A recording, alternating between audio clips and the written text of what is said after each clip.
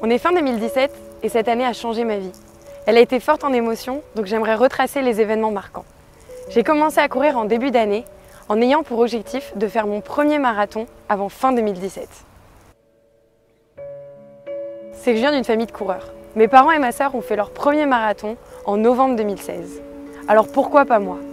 Voilà d'où part mon gros objectif 2017. J'ai commencé donc à courir des petites distances pour me préparer pour mon premier semi qui était le 5 mars dernier, le semi de Paris. Je l'ai couru en famille sous une pluie battante. C'était dégueu pour ma première course. Ça a été très dur et j'étais gelée. Au 15e kilomètre, je voulais m'arrêter. Mais heureusement, ma mère et ma sœur m'ont emmenée jusqu'au bout. Ça a été mon premier exploit de l'année. J'ai eu ma première médaille. Ensuite, j'ai continué à m'entraîner. Beaucoup. J'ai enchaîné les kilomètres. Je commençais vraiment à aimer ça. J'ai rencontré la marque Shepherd, pour qui je suis devenue égérie, et j'ai tourné dans leur première vidéo. J'étais trop fière. En plus, c'est vraiment une équipe super. Mon deuxième objectif, c'était le semi-marathon d'Ottawa, le 28 mai. Ça a été le drame de mon année. Mais peut-être l'événement qu'il m'a fallu pour grandir et comprendre les vrais enjeux de la course à pied. Je l'ai couru avec Alix et Coralie, deux amis. Je dirais même que ça a été mes super-héros. On a démarré la course très vite. On est parti sans eau, sans gel, sans pâte de fruits, sans rien. Les ravitaux étaient vraiment mauvais et il faisait super chaud. Avant cette course, j'ai jamais imaginé que mon corps pourrait manquer de quoi que ce soit. Au 19e kilomètre, je suis tombée. Alix m'a rattrapée. J'ai fait un malaise pendant 25 minutes. J'étais en déshydratation, hypoglycémie et insolation. Alix n'a pas terminé sa course pour rester avec moi et je l'en suis énormément reconnaissante. J'ai vécu ce malaise comme un échec et je n'imaginais même pas être capable de recourir un jour. J'ai finalement repris les entraînements 2 semaines plus tard grâce à tout le soutien que j'ai reçu. Mon malaise m'a finalement permis d'aller de l'avant et de comprendre les vrais enjeux de la course et surtout de revoir mes objectifs. J'ai décidé de me concentrer sur la performance de distance et non de vitesse. Mon nouveau défi, c'est d'avoir du plaisir dans toutes mes courses. Début juillet, j'ai retrouvé ma famille pour un nouveau défi, le Run Trip Paris-Cabourg. C'est 228 km à courir à 8, entre Paris et Cabourg. Une expérience de folie. J'ai couru en tout 27 km en 5 runs, à différentes heures du jour et de la nuit. Le plus fou, ça a été de courir toute seule, au milieu de nulle part, en pleine nuit. C'était flippant, mais tellement motivant. On n'avait pas dormi depuis 2 jours et on est arrivé après 22 heures à Cabourg, en bord de mer. C'était magique. À la rentrée en septembre, j'étais inscrite au semi-marathon de Montréal. C'était mon premier semi depuis mon malaise. Fallait que je prenne ma revanche sur celui-ci.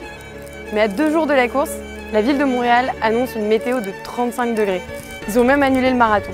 Bref, j'étais ultra stressée, j'avais pas envie de recourir sous la chaleur, mais j'avais pas le choix. Fallait que je le fasse celui-là. Du coup, j'ai pris mes précautions. Cette fois, j'ai emmené de l'eau et des gels. J'ai géré ma course sans stress, en vérifiant uniquement mon battement par minute et en allant à mon rythme. J'ai vraiment profité de cette course. Il faisait chaud, mais j'étais au top. J'ai même pu accélérer sur mes 2 derniers kilomètres qui ont été magiques. Finalement, je l'ai eu ma médaille. C'était ma revanche. C'était ma médaille pour les 2 semis. 2 semaines après, j'avais les 20 km de Paris. Un événement en famille symbolique. Mon oncle Justin est décédé l'année dernière, en 2016, et il avait déjà fait cette course des 20 km il y a 10 ans. Cette course, on la courait pour lui, avec nos t-shirts Running for Justin. Elle représentait énormément pour chacun de nous. Je l'ai couru à mon rythme et en ne pensant qu'à lui tout le long. J'ai passé la ligne d'arrivée pour lui et ma médaille, elle est pour lui. Bon, là c'était l'enchaînement des courses, parce que 2 semaines après, c'était finalement les 20 km Marseille-Cassis. J'avais trop hâte de les courir, depuis qu'on avait réussi à avoir nos dossards in extremis. Le parcours est trop beau, mais j'avais super peur à cause du dénivelé. J'ai vécu une course magnifique, sans même ressentir la montée de la Gineste. Et je me suis sentie voler pendant toute la descente jusqu'à Cassis. J'ai passé la ligne d'arrivée en moins de 2 heures, et j'ai juste trop envie de refaire cette course. Finalement, la date de mon marathon est arrivée hyper vite. Le 26 novembre, on est parti en famille à Florence et j'étais super stressée. J'étais tellement nerveuse que j'en ai pleuré la veille. En plus, la météo était vraiment pas avec nous. Il s'est mis à pleuvoir dès la ligne de départ. J'ai vécu une course difficile, en plus j'avais froid. Le premier semi a été super douloureux. Mais la deuxième partie de course a été folle. J'étais accrochée à ma sœur, elle me motivait, elle me faisait presque oublier qu'on courait. On a finalement atteint la ligne d'arrivée. C'était magique. J'ai pleuré pendant tout le dernier kilomètre. Et j'ai finalement eu ma médaille, main dans la main, avec ma sœur, en 4h48 et 51 secondes. Comme quoi, j'ai finalement réussi à le faire mon marathon. Et ça, c'est un peu grâce à ma sœur. La semaine d'après, ça a été le départ pour le Cambodge, pour le raid Amazon. Alors que c'est seulement un mois avant qu'on a appris avec Foufou qu'on avait l'opportunité d'y aller. Ça a été une expérience de ouf, surtout avec ma binôme Foufou. On a couru 27 km, pédalé 90 km, dont plusieurs dans le sable, et pagayé sur 12 km. On a dormi 4 à 5 heures par nuit et on a enchaîné les épreuves sportives. Mais c'était trop bien. J'en suis revenue complètement changée. Me dépasser chaque jour un peu plus pour atteindre cette ligne d'arrivée a été une expérience hors norme. En plus au Cambodge, au milieu des paysages sublimes, entourée de femmes sportives, motivées et investies, je ne rêve que d'une chose, c'est d'y retourner.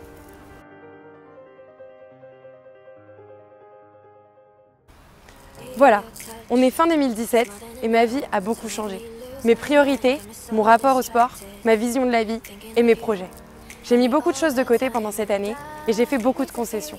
Mais j'ai découvert de super personnes et surtout, j'ai découvert l'univers de la course à pied. Je ne sais pas de quoi sera fait 2018, j'ai déjà 1 milliard de projets en tête, mais une chose est sûre, je suis maintenant passionnée de running et je vais continuer à vous partager mes objectifs et mes projets. On est fin 2017 et cette année a changé ma vie.